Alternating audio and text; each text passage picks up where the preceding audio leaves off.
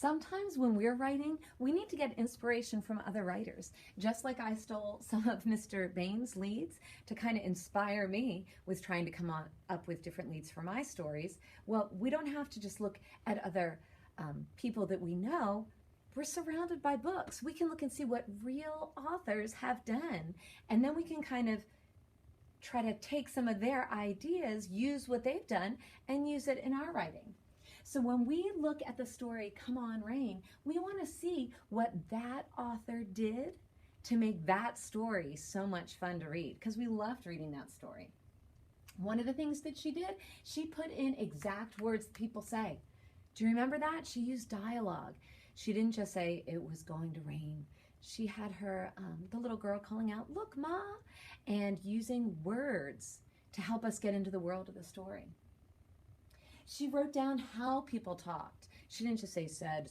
There was murmuring, there was whispering, there was shouting, there was yelling, there was screaming. I could really get a sense of being in the story because she described how people talk.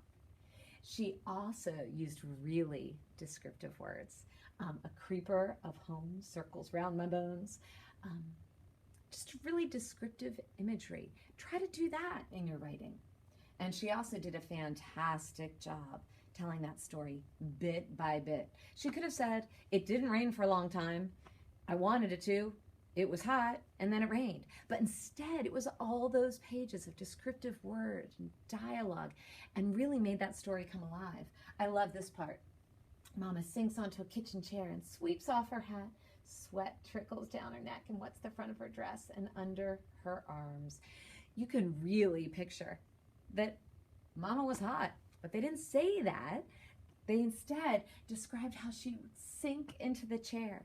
When you are picturing your story, when you're making that mental movie, do what this author did. Try some of these things in your writing.